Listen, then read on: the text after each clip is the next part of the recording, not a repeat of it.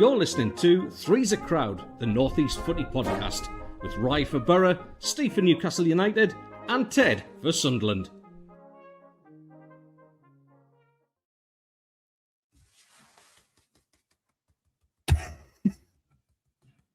Good morning, everybody. Shocking. Good morning, everyone. I hope you're all fantastic, safe and well. Welcome to the always on time, the always ready to go at a moment's notice Three's a Crowd podcast, the only North East football podcast where we bring Sunderland, Middlesbrough and Newcastle together for a bit of banter, a bit of laugh and a bit of people rocking up on time. And it is always Steve and I that are prompt, ladies and gentlemen. It's always Steve and I that are here. And it's always the one Mackem that's letting us down. I mean, Ted, what's going on? I'm going to post the screenshot. I don't care. I've got nothing to lose. I'm a nobody.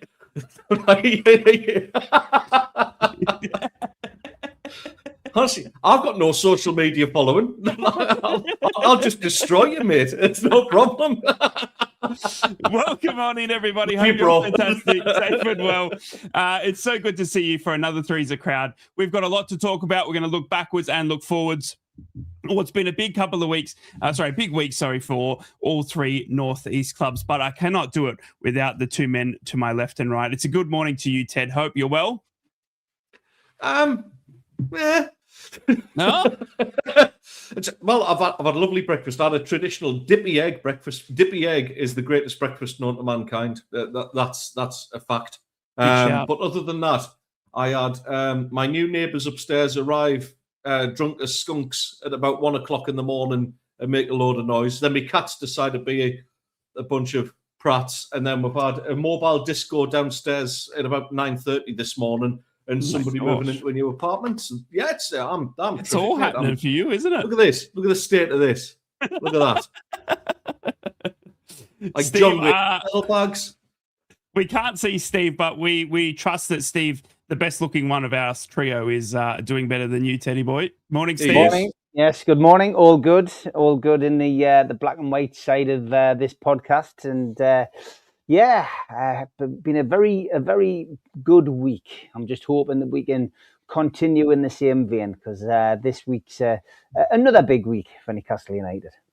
It is a massive week. We've got to look backwards as we always do here on Three's a Crowd. Let's do so by looking at the results that happened just over the last weekend. The first one we'll talk about, obviously, Teddy Boy, is the Fulham result. It was a Sunday game that we were talking about last time we were on this podcast. Sunderland, obviously, at home to Fulham. We were all optimistic. I believe one of us went for a draw, but we did both. We had two predictions on the win as well. We saw Xhaka returning on the 71st minute, and that was kind of when Sunderland decided to start rocking up and start playing football. But it was a little bit too late by that stage. Obviously, Fulham coming out the victors 3-1, mate.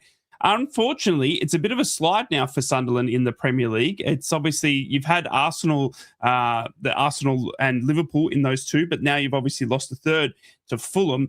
It's going to need a big result against Bournemouth. Yeah, it's not coming at the right time, mate, because the injury problems that we've got as a result of that Fulham game are pretty serious. We'll talk about the Fulham game first, then we'll cover the injuries, I guess. It was a gamble from Regis to not start Xhaka. I have my own theories that maybe it was an opportunity for the rest of the squad to kind of prove that we're not a one-man team. Turns out we are. To be fair, we are. There's no way to dress it up. We were awful for the first 70 minutes of that game. We can go on continually blaming refereeing decisions left, right, and centre. Yeah, it was another horrendous performance from another referee, a so-called top referee. But that shouldn't excuse what was essentially a lacklustre performance all round. Yeah, indeed, we got back into it. The penalty was well warranted. The penalty that was awarded against us, I personally had no complaints. Players know now that there's cameras everywhere, and a pull like that is going to get, it's going to get detected, and it's going to go to a replay and VAR pick it up, and that's exactly what happened. Unless it's Liverpool coming to the stadium light, then it gets totally ignored. But yeah, we can't complain about the result. We dragged back into it. Xhaka came on. We won. We won the penalty. Got looking like you're going to get back in the game. But then, of course, when you're chasing the game like that, you're always open to a counter-attack. That's exactly what happened. And we are where we are. The worst part of that is the fact that we end up with 3 quite serious injuries off the back of it. Brobbey is going to be out for around about 2 to 3 weeks. Mukiele out for the same amount of time. So both of them really, it's kind of touch and go whether they get back for the derby, which they'll be required for. Romain Mundle, we'll come back to him as well, because obviously that was quite a big ordeal that happened after the game as well. Romain Mundle also suffered an injury as a result of that game. And Talbi as well, who obviously just making his home debut, looked very promising on the wing. He's ended up with an injury. It looks like he's going to need surgery as well. So that's, when it rains, it pours, I guess. It's one of them things. But having said that, we've got players in the squad who are now going to get an opportunity. We've got 2 strikers there in Isidore and Mayenda who now need to step up. What it might do, as well as I think one of the lads on our page actually raised the point of we might actually have to start and play proper football again, because for me, we've been a little bit lazy in knocking it into Brobbey and using him as a battering ram.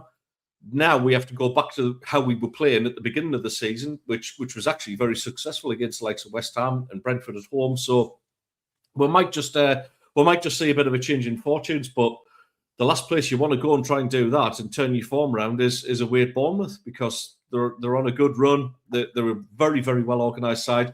We were lucky to beat them. We were 2-0 down and won 3-2 at the Stadium of Light earlier on in the season. I fear for this one. I don't think it's the place to go and turn it around, especially with the squad, the squad depleted as it is.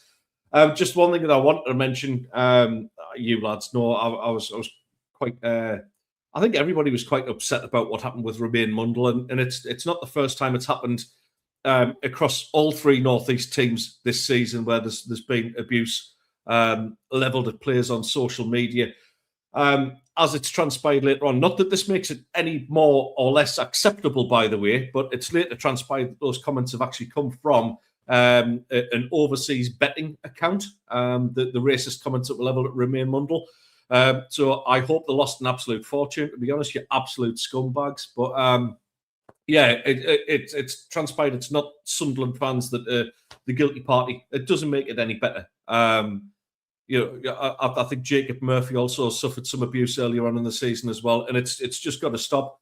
You lads have heard me say it before. Unfortunately, we now live in a society where they've forgotten what it's like to get a smack in the mouth for being cheeky. And unfortunately, we've just got to stick together, because social media is full of good people out there who will club together, report it, and stamp it out, because it is just scumbag behaviour. It really is, Ted, and I obviously put it out on social media as well, how disgusting it is, and how hard is it just to be a normal, nice human being, especially when it comes to social media. People seem to think that they can just say whatever they want and get away with it, and it's disgusting. Ted, I just wanted to quickly talk to you before we move on to Newcastle results as well. We saw last season, especially in the Championship, mate, that end of season sort of slot for Sunderland. You lost a few games in a row at the end of last season as well. Now, obviously, 12 months forward, you're in the Premier League. It's a completely different squad. But there seems to be a trend there of Sunderland kind of running out of gas. Are you seeing similarities between the end of last season and right now? I mean, do you feel like this team's running out of gas? I know the injuries are mounting up. I know you've obviously just gotten Xhaka back and stuff like that. But there was a similar trend in what we saw to the end of last season as well. Yeah, I mean. There's only so much, we brought 14 or 15 players in the end in the transfer window, but many of them we're still talking young lads there, and you are going to pick up injuries as well. So the first season back in the Premier League is always going to be difficult, because it's so physically demanding. The speed of the game is so intense. It's a totally different kind of game to what the Championship is, where the Championship is very physical in another sense, in the fact that it's a bit of a battle, really. It's elbows in. It's very tough, and scrappy at times, I guess. The Premier League has taken some getting used to for some of the players. A lot of the players were brought in have never played at this level, never played in England, let alone that. So it's justifiable. It's the way I put it. It's not ideal. I'm sitting here on the back of 3 defeats in a row now. It's not comfortable in the league. That is, it's not comfortable. No, it's. No. I think we're still safe from any sort of relegation fear. Tottenham are doing their level best to make sure we're all right. So long may it continue. But listen, it's kind of there is parallels for different reasons, because last season obviously we had a very, very young squad. I think the average age was like 23 in the squad, so there were young lads who naturally ran out of steam. It's a different scenario where it's just people who are not used to playing in England in the Premier League this time around, mate. Yeah, no, it's definitely interesting to see, and we hope for Sunderland's sake that you can obviously find a point against Bournemouth, or if not 3. But we did see the fans already setting off at early hours this morning to make the long trip, and we wish all of those Northeast fans a big and safe journey, because it is a bit of great scheduling from the Premier League. Yeah, not wrong, that one. There's the club obviously showing off the bus that's leaving for the game tomorrow early this morning. Can you believe it? On to Newcastle United. They've had a big week. Obviously, Steve, mate, it was a big result against Qarabag. Now, Qarabag did make it a little bit interesting in the actual result, making it 3-2. But overall, the aggregate was 9-3, never really worrying Newcastle United. It was a massive night, I think, for Newcastle United to get into the last 16. It does get a bit sketchy now. Obviously, you will be facing either Barcelona or Chelsea in the last 6. Barcelona. The draw was yesterday. Barcelona. There you go. So Barcelona. I've already booked up. It's already Barcelona. I mean, when you're in the last 16 of the Champions League, you're going to be facing all of the big clubs. Barcelona, we've already seen them at St. James's Park once this season. It's another trip, obviously, for Barcelona fans.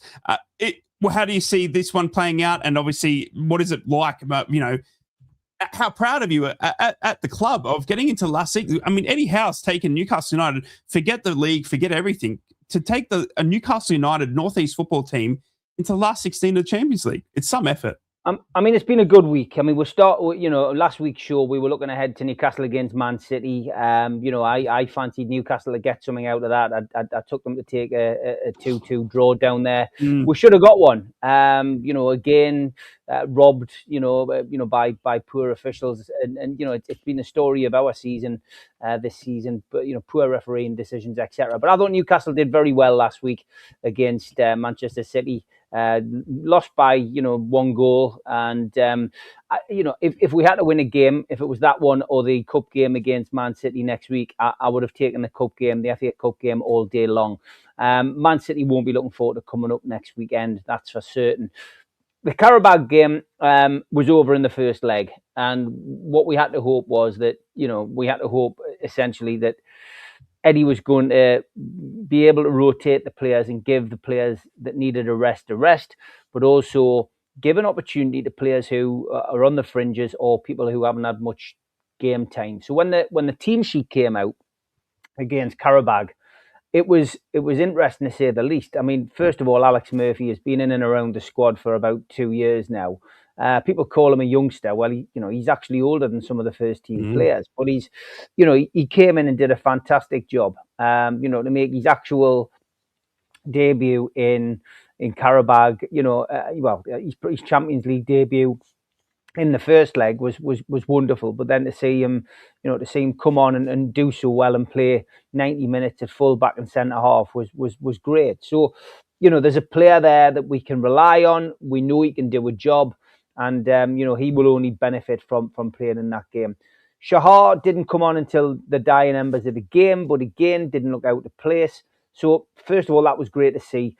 Walter Morta, Eddie is trying him out in this midfield role. By his own admission, Eddie said that wasn't his best game in that position. And having listened to Eddie at his press conference yesterday, he was saying that, it's due to the lack of training time that Newcastle have had, because they've got so many fixtures, they've got so many games, they haven't had a chance to train in between games. And I think what he said yesterday, I think we would all agree with. He needs to improve his physicality. The Premier League is It's a very physical league, and he's not capable of playing, against those kind of physical players yet. It's something which he'll be able to pick up and learn and hopefully improve during the summer when Eddie has a full, has a summer with him once the World Cup finishes. So yeah, but we went into a 2-goal lead, 6-1 up on aggregate, two goal lead against Karabag, and that was it. I think psychologically the players then knew that the job was done. I mean, Tonali scored in the 4th minute, Joe Linton scored in the 6th minute. We're all sitting there thinking it's going to be a 6 or 7-0 win, and then the lights went out. Really, Newcastle, try and motivate yourself when you're 8-1 up. It's so difficult, and there was a lot of changes. There was a lot of changes in the game to both sides, and credit to Karabag. I said this before we played them in the first game. They're no mugs. They're no, that they've got huge Champions League experience. They've taken some scalps, they've got good results against British teams this year. So Karabag they weren't making their Champions League debut. They weren't the whipping boys. And if you let your standards drop against anybody in the Champions League, you're going to come a cropper. So, Newcastle did well. I mean, Karabag scored their first goal, but we went straight back up the other end, and Botman scored with a header. And parity was resumed. We ended up with an interesting game, an exciting game, and it was probably it was harder than it should have been. We lost the second half, but it was just cost one of me those. 30 quid. Cost you 30 quid. It was one of those. It was one of those games which we got 5 goals in a Champions League game, and listen, that's it. We're through to the last 16. It's an immensely proud moment as a Newcastle, fan to have your team going into the last 16 draw. And we knew we would be playing Chelsea or Barcelona. The new format's great. For Newcastle, really, Barcelona doesn't hold any fear. In fact, nobody holds any fear. We've already played the best team in Champions League, PSG, and we put in another good performance against them. We're PSG's bogey side in this competition, and you can dare to dream as a Newcastle fan, because this isn't a one-leg game; it's 2 legs.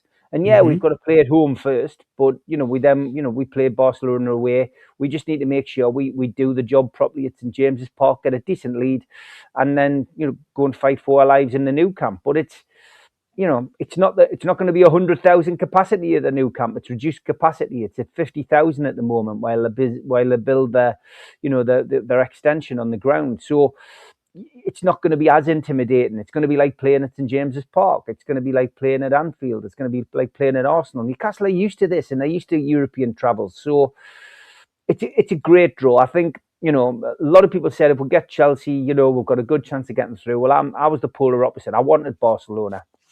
We've already booked up, me and the lads. We've got our apartment booked. We've got got our flights booked, and we're looking forward to it. But it holds no fear, and neither does the draw, because if Newcastle do get through, I still think our side of the draw is an easier side of the draw than the other side of the draw. So I think Newcastle's got a chance. When you look at the teams that have got to the Champions League final over the last few years, Spurs got to the Champions League final, and it was an average Spurs side under Pochettino. You've just got to turn up and do your best. And the pressure's been off for Newcastle in the Champions League. It hasn't been like the Premier League. There hasn't been the scrutiny. There hasn't been the criticism. And players have let the shackles off in the Champions League and almost treated it like a free hit. And that served them well so far. So yeah, immensely proud of the team. Delighted that we got Barcelona. And looking forward now to hopefully getting 6 points in the bag in the Premier League, because Newcastle, let's remember, are still in the FA Cup, are still got a chance of a European spot in the Premier League, and have got an opportunity to make this probably a better season than last season, if that is possible. But well done to Eddie Howe and the lads, and especially bouncing back from the criticism that they've had from lots of people, on social media. On podcasts, journalists, and we've always been very careful on NUFC matters not to criticise. What we've said is we've always been like a critical friend to Eddie, and there's nothing wrong with saying that you think that he's got things wrong, but at the same time, let's not go overboard when with criticism. And I have said on here as well on our podcast that Eddie's job is on the line. It was on the line 6 or 7 weeks ago. Things weren't going well. and you were saying if this happens and that happens, we could be in a really big, it could be in a really big decision come the summer. But Eddie and the team seem to respond to this time and time again. They've done it over the last 4 years. When the backs are against the wall, they come out fighting. They have this insular kind of mentality where they just go, right, lads, let's get our crap sorted out. Let's get our shit together here. Let's get out there and let's do the job. And Brentford was the turning point. Not the first game, the second game. There was a few home truths exchanged in the dressing room, and you know what? Happy days. So yeah. Good, a good feeling on Tyneside, and the 2-1 defeat at Man City didn't change that. That was the problem. If we'd losing that game, and then going into the Carabao game and losing that leg, despite getting through, there would have been a bit of a negativity going into this game against Everton, but could be further from the truth. And we've got players coming back as well. We've got players who we're looking forward to coming in, and the big thing is the players who've come in and filled those gaps have risen to the occasion. I think we can finally see Tonali plays better when Bruno's not there. We couldn't win a game without Bruno. Now suddenly Tonali's stepping up and he's the player. He scored 3 goals in the last 3 games. He's starting to show us the old Tonali. So things are changing. Things change all the time with injuries, and Sunderland will have to find that out now because, as I say, they've been without Xhaka, who's back now, but they've now got 3 players on the injured list. They need players to step up and take a lead now, Yep, and it's a good point. Ted, I want to talk to you just quickly before we move on to Middlesbrough and their woes. Newcastle's March is, I'm going to put it down as March Madness, mate, because it is absolutely jam-packed now. So we've got Newcastle versus Everton at home. Then they've got Newcastle versus Man United. Then they've got Newcastle Man City in the FA Cup.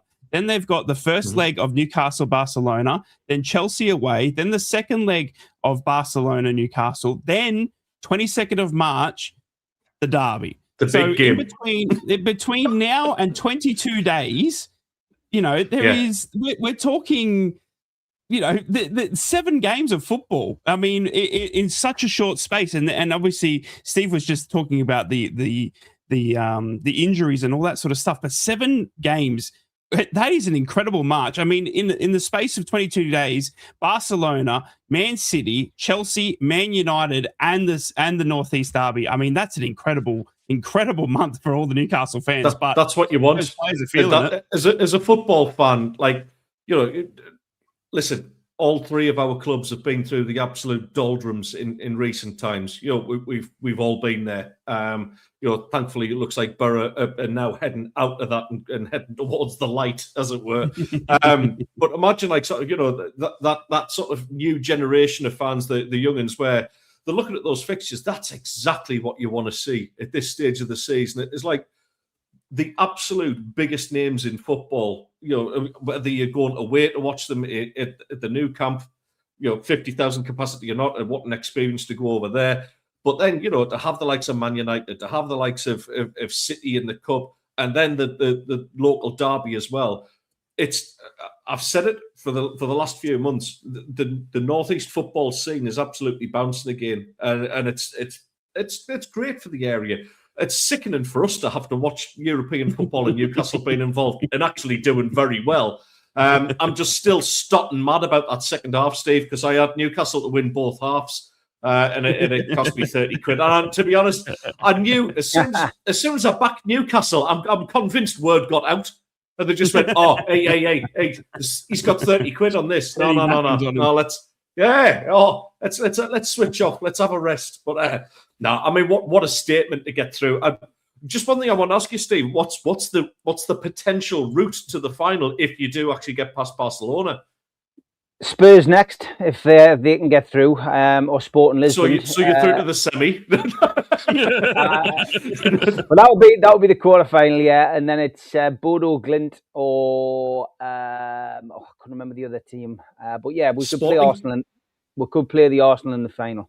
How's Bodo Glimt as well? My goodness, what a result that was as well. Champions League just throwing incredible. And it's been incredible. But I mean, Steve, that is a massive March, mate. And I mean, as a Newcastle fan, you must be licking your lips because to play, the Man United, you play both Manchester teams. You've got Barcelona in there as well. And then you finish off March on the 22nd Sorry, it'll be the 21st your time. With the Northeast Derby, I mean, you must be licking your lips at those fixtures. I mean, that's what every Newcastle fan wants. Maybe not the players, because it's a game every 4 days or 3 days or so. But I just wanted to talk to you quickly as well, Steve. We've seen a few rumours come out this week, especially from a few of the journalists now, not so much social media pundits, but actual journalists coming out and saying about Walter Marta wanting to go back to Germany. Anthony Gordon wanted to go to Liverpool. And this is coming on the back of Tonali also free swear words from Steve now. I mean, bullshit. It's just crazy though that it's just crazy that I don't see it with any other club, that these journalists come out and have literally said that 3 of your starters at the moment are seeking moves away. I mean, I think it's just rubbish. It's called geopolitics, mate. That's what it's called. It's as simple as that. Geopolitics. It doesn't go away, and it hasn't gone away since Newcastle United were taken over by PIF from Saudi Arabia. And there is a group of journalists who deliberately write stories and create a noise around Newcastle because they do not want Newcastle to do well because of the Saudi issue. That is it in a nutshell. And you can name the journalists. I won't, but the journalists are there. You need to go and read who writes those stories.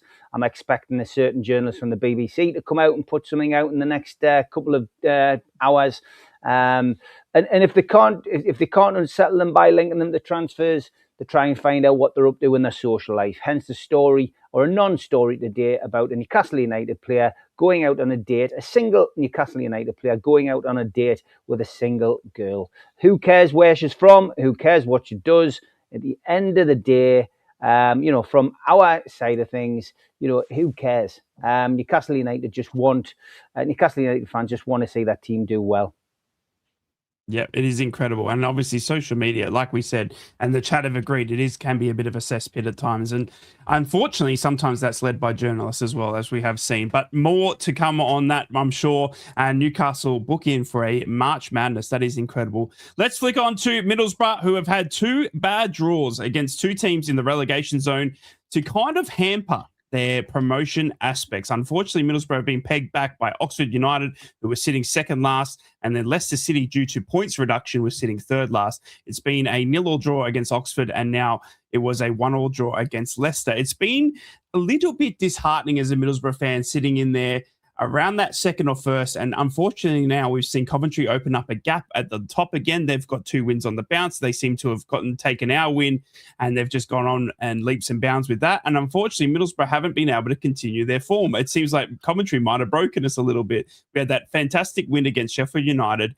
And then, as I said, the bad loss to Coventry away, which was always going to be a tough fixture, but then 2 poor performances at home. And I say poor, it was still a draw. You can't win it, don't lose it. And that's what Middlesbrough's attitude was. Now, we did come up against 2 teams that ultimately deployed the low block. They are 2 teams sitting in the relegation zones of the championship, looking for any point they can get out of a team sitting in second in Middlesbrough. But Middlesbrough's more scary thought was not being able to find a way through. And have they written the template or the cheat sheet of how to get around Middlesbrough? Because deploying the low block and attacking us on the counter seemed to work, and we weren't able to compete with it.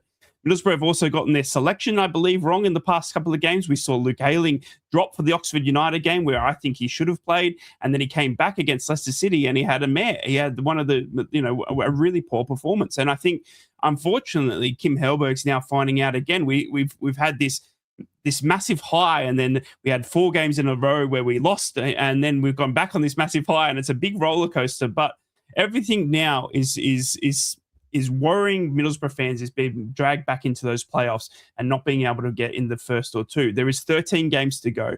We've got we don't have as packed March as Newcastle United, but there are a fair few games in March before the international break, and then we will see where we really sit. It's the next couple of games that are going to open up for Middlesbrough, and I don't think we'll have such opposition that is going to sit as defensively as Oxford and Leicester did, as I said, both in the relegation zone, both vying for any point that they can get. But it's going to be a tough old test now for Middlesbrough to see if we can get results against the likes of Birmingham away, QPR away, Charlton and Bristol City. And don't forget Blackburn Rovers, who Middlesbrough fans will be all very familiar with, on the 21st of March away there as well. Teddy boy, I'll come to you, mate. Middlesbrough's dropped I would say, I'm kind of trying to be fair. Middlesbrough fans and Middlesbrough, lovers are seeing that Middlesbrough. They think Middlesbrough have dropped 6 points here because there's two teams in the relegation zone. We spoke to you about Oxford United. You said how defensively they were going to play, but you still thought we could find a way through. We couldn't. 0-0. We've come against Leicester City. Leicester City are obviously just come out of the Premier League, but they're sitting in the relegation zone due to breaking PSR.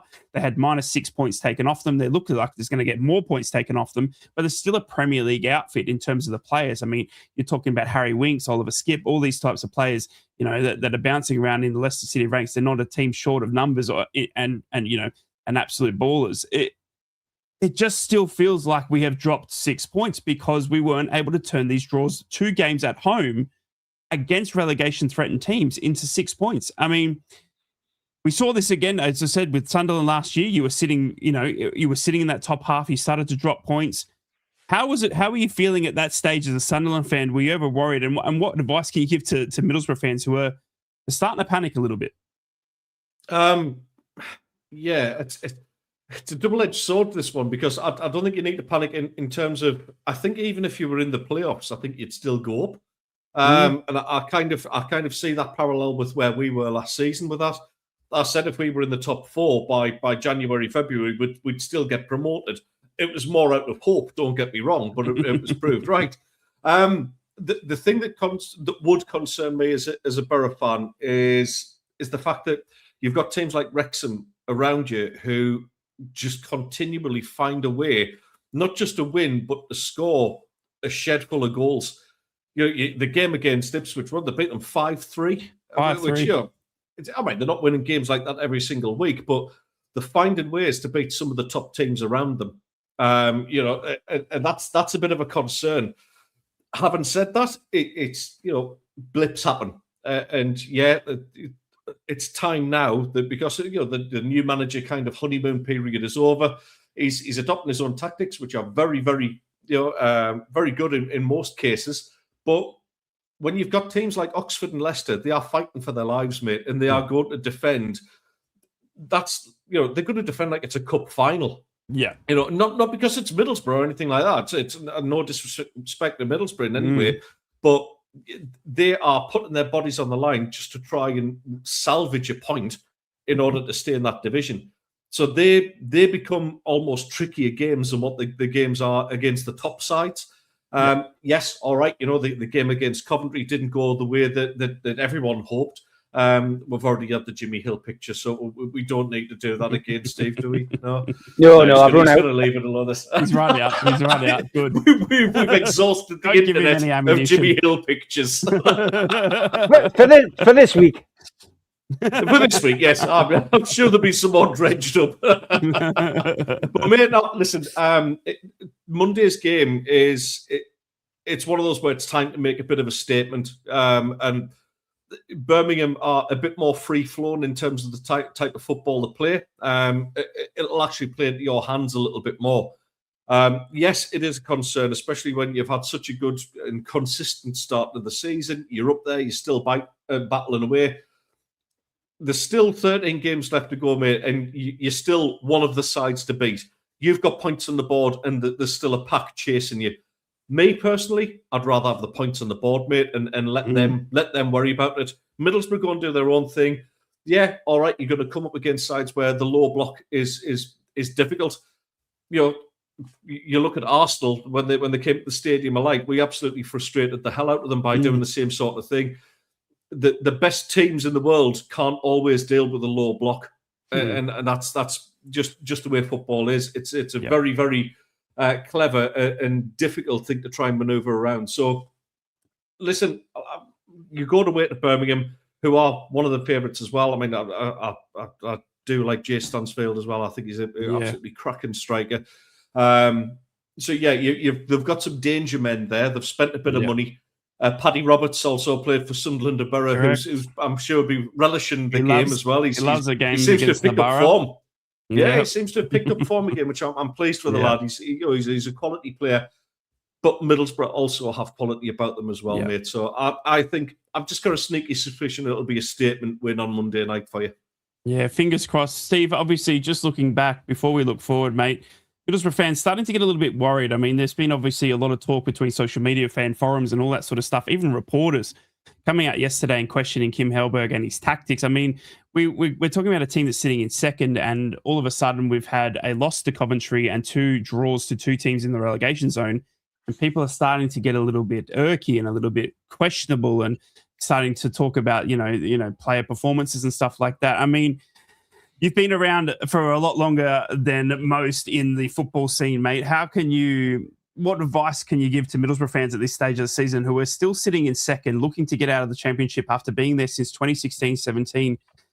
For me, it's just nerves. It's nerves that Middlesbrough are going to become that typical borough that we all talk about or worry about, or every good fan worries about, that you see a great position that you've gotten yourself into, lost. But it is the nature of football, isn't it, at the end of the day? Well, of course it is. From a football fan's perspective, things have changed. You've got social media, you've got, podcasts and the like, and that's the problem. There's too many people can have their say, and, depending on who you listen to and what you listen to, your mind can change. But, you should judge, Middlesbrough and what to do and where they finish at the end of the season. That's what you should do. And for now, you should do what supporters are supposed to do, and that's support your team. And, it's as you say, your second place. It could have been worse. The likes of Millwall and Ipswich could have, gained massively on you. They could have overtaken you. You could have been sitting in 4th or 5th. But let's face it, at the start of the season, with all the transition that Middlesbrough, have now gone through over the course of the last 12 calendar months, to be sitting second place isn't a big disaster. In fact, it's a huge success, and you've got massive opportunity to get back into the Premier League automatically. If you don't, you've got a massive opportunity to open that gap and make sure that you're in the playoffs, and that's what Sunderland did last season. And the message to Borough fans is simple, isn't it? Really, it's keep calm and carry on. So that's what you've got to do. Yep.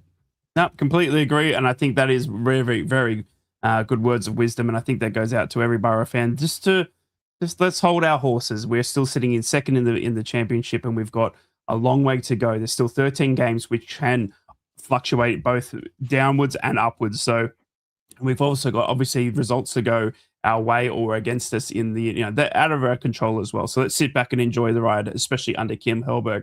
Well, we've come to the halfway point here on Three's a Crowd, and that means it is time for everyone's favourite. Sit back, relax, have a laugh. It's time for Troll of the Week.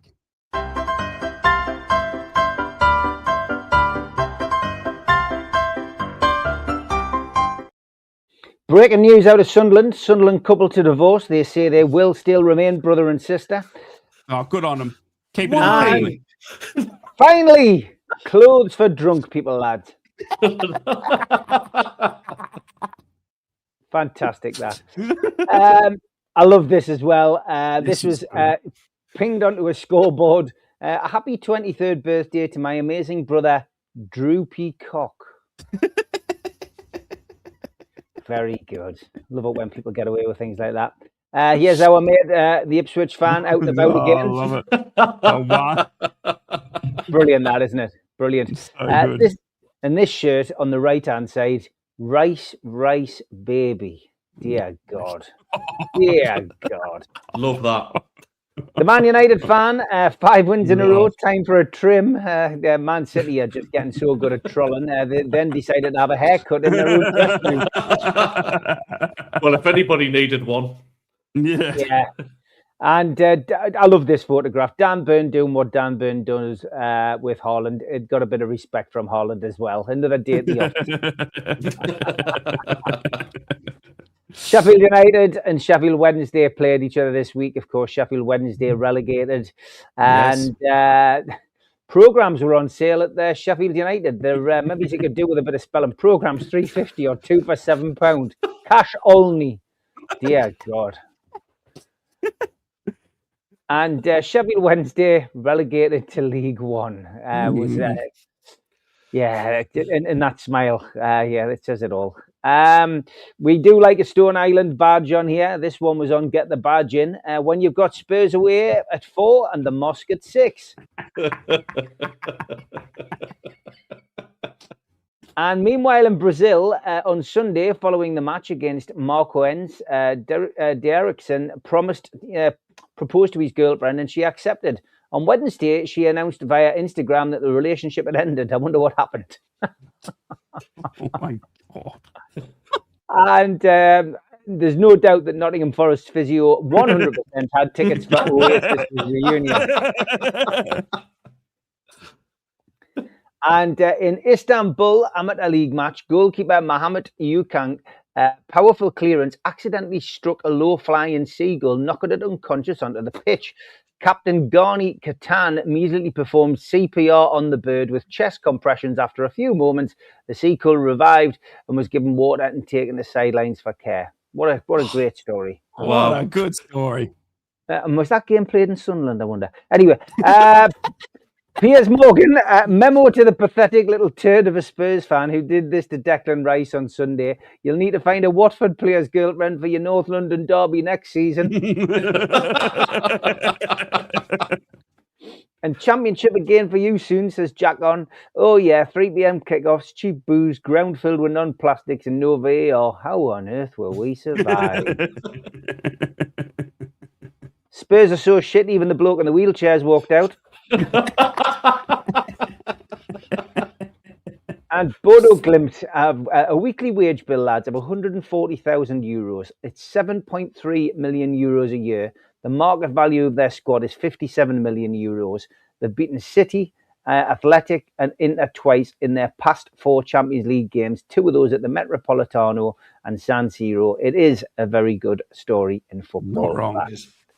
And you know, my brother used to play with the under-15s, says Princess Anne.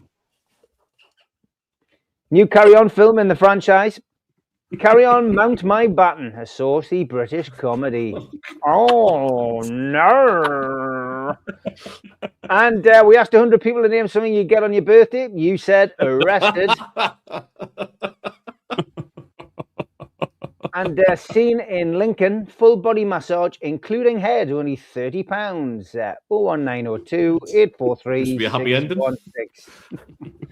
Couple of jokes as well, lads. I haven't had one of these for a while. Sex over 40 can be exciting. You never know whether it's an orgasm, a stroke, or just cramp. And a man asked a fairy to make him desirable and irresistible to all women. She turned him into a credit card. And there were 3 sisters, Anne, Jan and Fanny. Anne and Jan went on a double date. The date said, wow, you 2 have big feet. Anne said, you should see our fannies, they're massive. And we'll finish up with some animals. Hang on, how long is that cow? And when men over 30 seems to look younger. And great news, lads. This poor woman relied on a dog to find an item that she'd lost. Yes, there we go.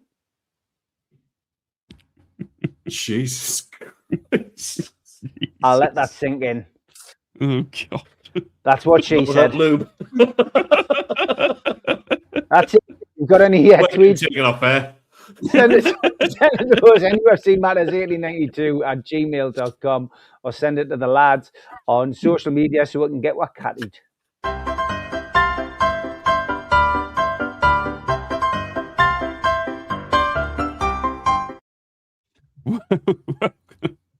Welcome on back to Three's a Crowd. That is Troll of the Week. It is a good barrel of laughs, and we thank each and every one of you for sending that in. Welcome to the only Northeast football podcast where we bring Sunderland, Middlesbrough, and Newcastle together for a bit of banter and a bit of laugh. We've looked backwards at the results that have happened over the week, all the big news stories. We've had a lot of swearing from Steve. We've had a lot of cheering up from Teddy Boy, and we've had Middlesbrough fans. We've got the keywords out, keep calm and carry on. And we now need to look forward because it is a massive, massive fixtures coming up for both Newcastle, Sunderland and Middlesbrough, obviously included in that as well. Let's look forward to Newcastle versus Everton. It is going to be today, I do believe. And it's going to be an incredible game because it is Newcastle at home versus Everton. I would say, Steve, as we come to you for this one, mate, that in the likelihood of March, now no game is given, but this seems to be one of the easiest games in March for you. I mean, after this, you've got Man United, Man City, Barcelona, Chelsea, and then the derby. Now, we all know what it's like with the Newcastle-Sunderland derby. We can't write that on, but Newcastle versus Everton seems quite calm in the midst of all those fixtures. Toughest game for me this week, I think, because we always do quite well against Man United at home, and I think we'll be well up for Man City. This is the game. This is the game I'm more concerned about, and it's because of their away record. They beat us at St James's Park last season, albeit we were playing with 10 men because Isaac had already decided he was going to pack in and not play. But yeah, this is a tricky fixture. We need to negotiate it properly. I think they've managed to string 5 Premier League away games without defeat. They've drawn at Burnley, they've won at Forest, they've won at Villa, they've drawn at Brighton, they've won at Fulham. They got beat 2-0 at Chelsea, but then before that, they had another little sequence of away games where they drew at Sunderland, they won at Man United, and they won at Bournemouth. So they're no mugs on the road. They're defensively strong, and we're going to need to find a way past them. A lot of Newcastle's goals have been coming from set pieces recently. So, we need to find a plan B if the set pieces don't work. But yeah, this is tough. They're missing Jack Grealish and Charlie Alcaraz. Newcastle, of course, have got their own injury absentees. We are still missing Bruno, Fabian Schär, Tino Livramento, and Lewis Miley. The Lewis Miley one's quite concerning because Eddie Howe did say yesterday that he was relying on another injection, and potentially that, had he not had these injections, his season could have been over this year. So that's a concern. Malik Chow is back. He's available after his one-match Champions League suspension. And Jacob Ramsey, who missed the Karabakh game due to a slight hamstring issue, is back in training and should be okay for today. Incidentally, Sandro Tonali's 1 game away from completing 100 appearances for Newcastle, so he will certainly start today, one would imagine. But yeah, look, I think this is the toughest game of the lot that we've got this week. But I think we can overcome it. I think Newcastle will find a way to win. I think they will. They will rotate again, of course, and there will be players back in today. I noticed that Shahar was playing last night for the under-21s, so I don't expect him to be involved. But there was no place for Alex Murphy last night, so I think he'll retain his place in the squad today. But I think we'll see Nick Pope back in goal. I think certainly Malik Chow will be back in defence. And I think that Kieran Trippier will still have to perform at right back. It's the big decision is what he does up front, and I think he'll go back to Gordon going through the middle. I think we'll see Voltemada on the bench. I think we might see Barnes, Gordon, and Elanga start today. But it's a Saturday kick-off. It's 3:00, non-televised. And bearing in mind as well, we did go to the Hill Dickinson in November and pull off probably one of our best away performances of the season, winning 4-1. So Newcastle are aiming for their second Premier League double of the season. First one was over Burnley, of course. But yeah, I'm going to go for Newcastle United to win this game 2-1. Ooh, Teddy boy, Newcastle versus Everton. Obviously, Steve's a little bit worried about this one. I sort of looked at it as one of the easier games in the month that they've got coming up, but it is obviously a tricky outfit in Everton. And I mean, we all know that David Moyes doesn't lie over, and doesn't take an easy Everton squad to any game. And it's going to be a tricky afternoon for Newcastle versus Everton. Yeah, I think Steve's nailed it there. I think defensively they've surprised everybody with how well they've done this season, Everton. Tarkowski in particular, I think, has had an absolutely brilliant season, and he's the wrong side of 30 to be considered for an England role for the World Cup. But I really think he's been one of the better defensive performers in the Premier League this season. So that helps kind of negate that effect where Newcastle have been so good from set pieces. You have got outstanding defenders like him who can get a hold of people and really, keep people out. Having said that, I think the confidence going from scoring so many goals as what they did against Karabakh, I thought it was a good performance against Man City despite the result for the Geordies. I think they're growing in confidence a little bit. And to be honest, I don't think it's going to be a convincing win, but I can just see the Geordies squeezing past them. Maybe a 1-0. Voltemade, I don't know. For me, that's not working for me, Steve, the where he's got him at the minute. I think it almost feels like it's kind of knocked Voltemade in terms of I don't know what kind of player I am anymore. I watched that second half and he's trying shots from distance a little bit. He looked up his game, and I think they need to stop messing the lad around a little bit and give him the role. For me, he should be right behind a striker. And I mean, not as a number 10, but like as a almost like as a target man kind of striker, like what Niall Quinn used to be for Kevin Phillips. That's what I would see him as. Quinney was deceptively good with his feet as well, and Voltemade has got wonderful technique for such a big fella.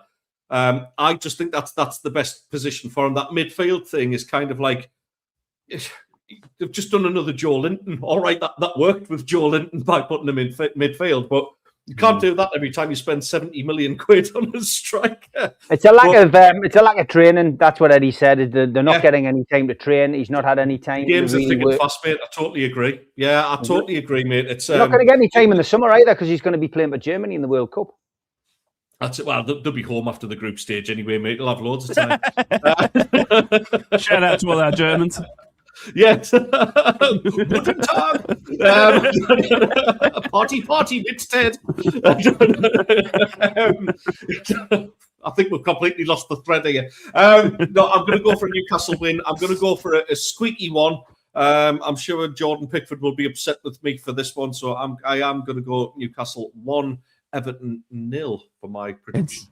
It's going to be very interesting, and I know for very, very sure that Jordan Pickford's going to be up for this one. I'm going to go for a 1-1 draw in this one. I just think, obviously, both teams looking to add the bigger months ahead, and I think this one's just going to be interesting, and then obviously Newcastle get right into the thick of it with Man United midweek as well. We'll look at that one very soon. We have got another fixture today. It is Sunderland in the earlier kickoff against Bournemouth. They have travelled all the way down to Bournemouth for the early kickoff, and a fantastic fixture and a fantastic management there by the Premier League to organise Sunderland fans having to travel early down to Bournemouth. We appreciate that up here in the northeast. I tell you that, and I said yes, because I count myself.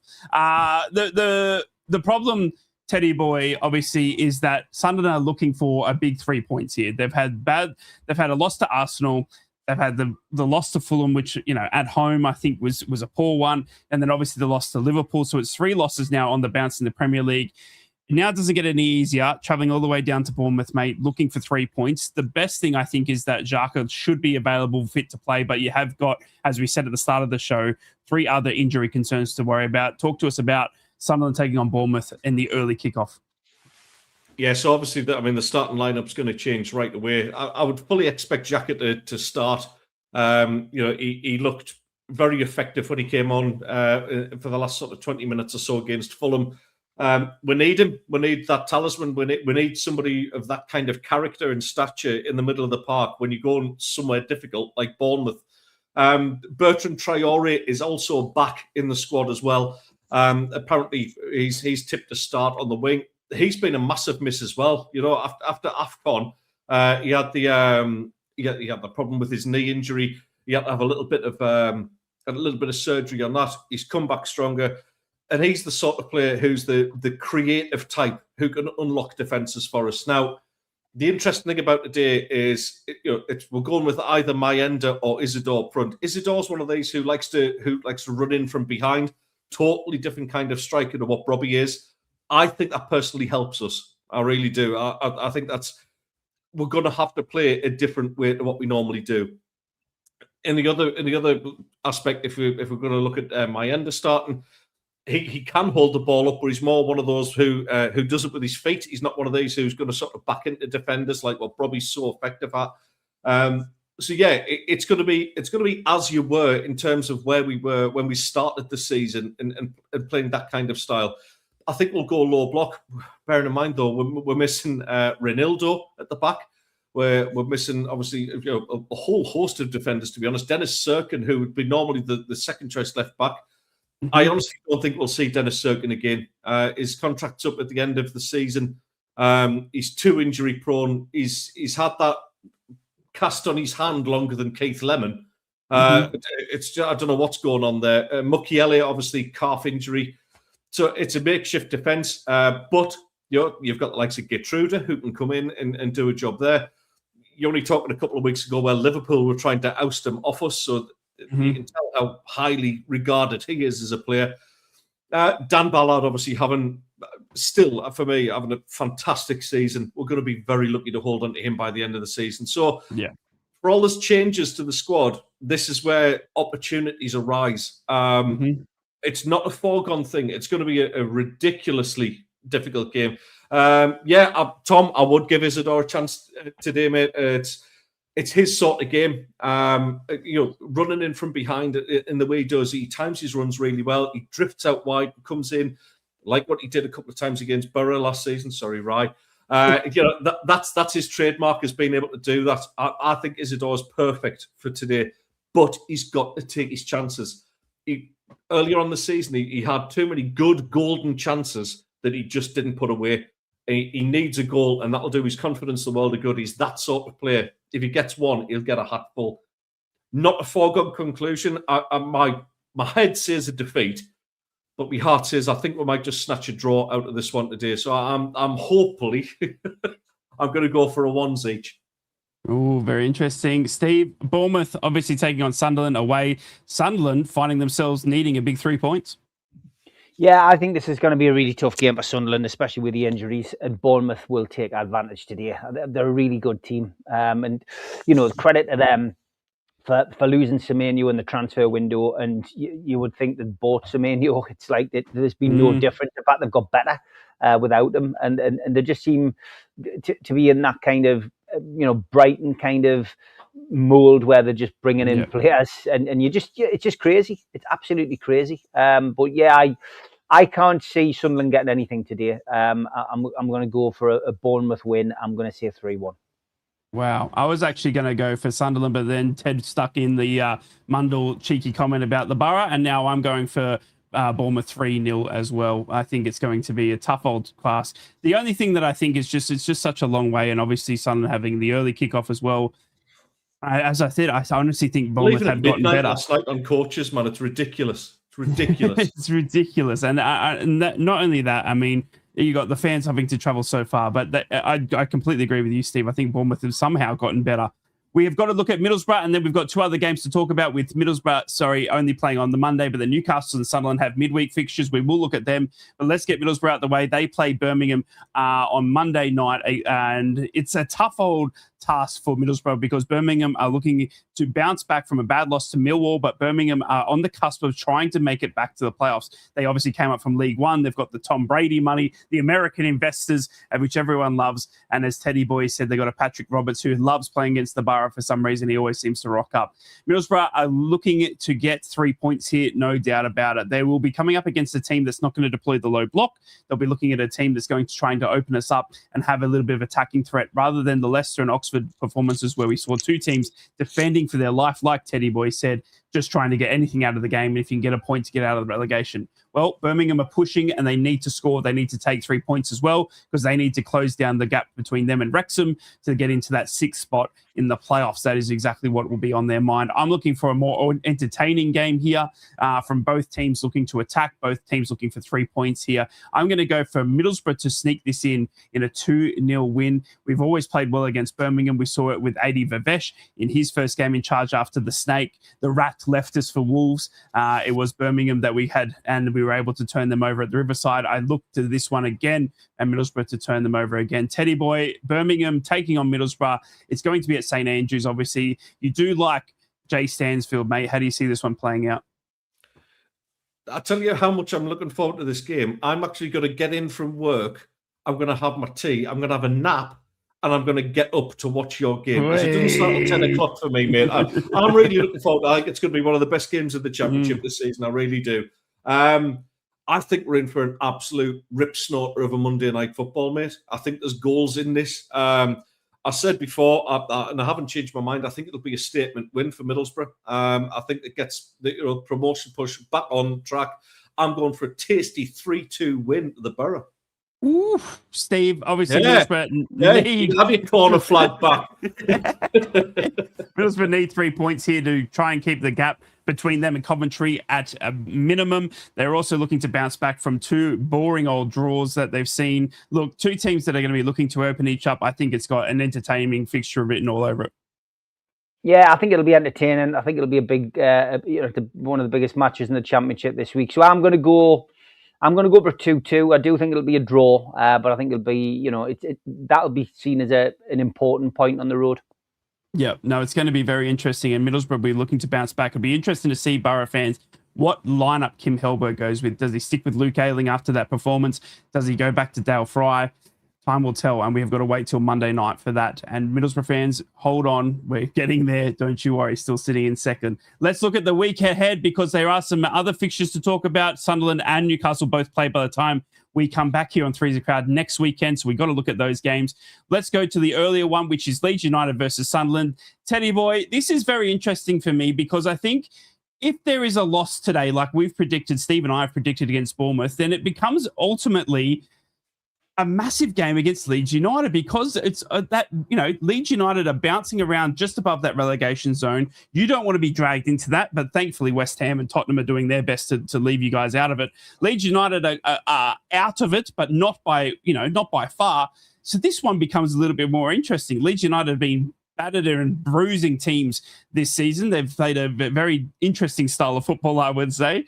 And I'm looking forward to this one, mate, more than I am looking forward to the Bournemouth one, funny enough. How do you see yourselves lining up against Leeds United midweek after Bournemouth today? It's less like football and more like common assault with Leeds, isn't it? But there you go. It is, yeah. I hate them. Honestly, they're just another team they're basically Yorkshire West Ham, aren't they? They absolutely think they're the mutt's nuts. They're just not. They've got one song. They haven't won anything for years. I'd love to go there and just shut their fans up, to be honest. I really would. And if you're watching and you're a Leeds fan, I don't care.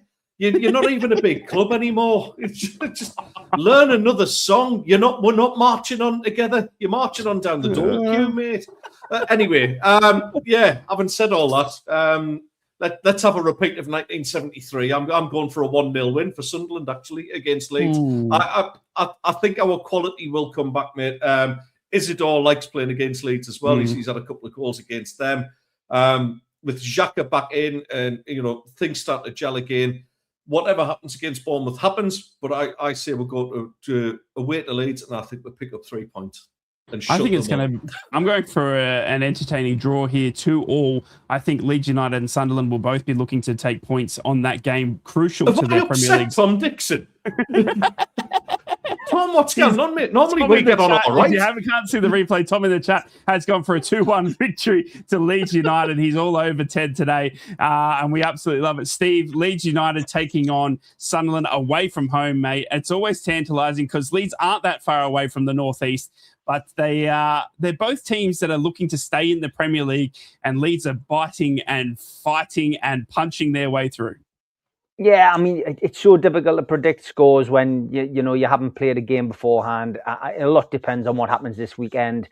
Sunderland, as we know, go to Bournemouth. Leeds are at home to Man City, and you would imagine that Man City, who are marching on towards the Championship, the Premiership title, will win that game. And if they do, more emphasis is on winning against Sunderland. And, that's the thing. And if Sunderland lose at Bournemouth, Sunderland are going to want to bounce back against Leeds and stop the rot.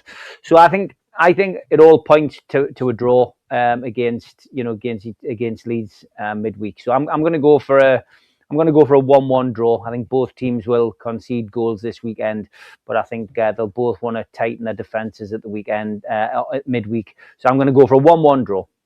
It's going to be very, very interesting, that's for sure. And it's going to be, by the time we come back next week, lads, we're going to be looking at, only minimal games left. Obviously, March, April, and May to come. And it's starting to get into that itty-gritty part, isn't it, where we're going to see these teams either coming... Yeah, it's going to get, and before we knew it, lads, we're already in March. I cannot believe it, how quickly it's gone. We've got another game quickly to talk about before we wrap things up here on Three's a Crowd. It is Newcastle United at home to Man United, a tasty midweek fixture. This one, Newcastle obviously coming off today's game with Everton for another home game, 2 back-to-back home games, Everton first, and then obviously Man United midweek before they have the FA Cup game against Man City, 2 Manchester teams in a week. It's going to be very, very interesting. Steve, quickly over to you, mate, for the Newcastle Man United midweek fixture. I'm looking forward to this one. Yeah, I always feel more confident playing Manchester United at home. We've had some great results over Manchester United in the last 20 odd years when we've played them. I don't expect that to be any different. Michael Carrick has had a good start. To his Manchester United career. But we know that, these kind of bounces don't last forever. Michael Carrick hasn't suddenly transformed into Alex Ferguson overnight. And I think Newcastle will have too much for Manchester United midweek. So, yeah, I think the phrase I hate, of course, under the lights, I think the crowd will be well up for this one. They will be well up on the grass. We'll be well up for this one. I am going to go for Newcastle to win by 3 clear goals. So I'm going to go Newcastle United 3, Manchester United 0. I feel like I'm sitting on the fence, but I've got 2-2 on this one. I just think Michael Carrick, for some reason, as much as he irks me, as much as he upsets me, he seems to have Man United. It seems to be fitting so well there, Teddy boy, for some reason. I think we all said this, that Michael Carrick is a good manager. Maybe it won't work out at Middlesbrough, but it will work out somewhere. And that seems to have clicked for him at Man United. How do you see Newcastle United hosting Man United in midweek? Some managers just work better at other clubs, mate. It's one of those things. We've said this before. I actually see this as quite a close game. Man United have turned a corner this season. There's no doubt about that. Sesko looks as if he's really starting to hit some form now as well. Took his goal extremely well against Everton, I thought. I can see this being a bit closer than what Steve's going. I'm going to go for a draw. I'm going to go with you on this one, Ryan. I'm going to go with the Desmond Tutu. Yeah, it's going to be very interesting to see. And as we just said, it's going to bring in a massive, massive March. Ladies and gentlemen, can you believe it? March is already here. Today, we have the last days of February, and then we're into March. Obviously, for me, I'm already in March. I tell you, I'm well ahead. I tell you, the future is looking very, very good for a certain team in red in the championship. That's from the future, back to the future, that is. Ladies and gentlemen, boys and girls, that is all we got time for this week on Three's a Crowd. We have looked backwards. We have looked forwards. We have gotten everyone's thoughts. We have gotten everyone's laughs and banters. We've had Troll of the Week, and it's time to wrap things up. We will come back next week, and we'll look back at the results that we have predicted. Were we close or were we far from it? And then we have, as Ted put it, squeaky bum time as we bring in the end of this season into a World Cup in America as well. Can you believe it? It's not going to be shy of football over the next couple of months. And Newcastle fans, dare to dream. It is a massive month of March coming up. Sunderland fans looking to bounce back in the Premier League. Good luck to you today at Bournemouth. Those who have already made the journey had a safe and joyous journey, I hope, and have a safe and joyous journey back. Newcastle fans, enjoy your 2 home fixtures. Not far to go for you in Everton and Man United. And Middlesbrough fans off to Birmingham on a Monday night. Enjoy it, believe, keep calm, and carry on. What will be, will be. We thank you so much for joining us. We thank you so much for watching us live. Thank you for the likes, comments, and subscribes. We will see you all right here on Three's a Crowd next weekend. It is bye for now. Three's a Crowd podcast will return. That's not a threat. It's a promise.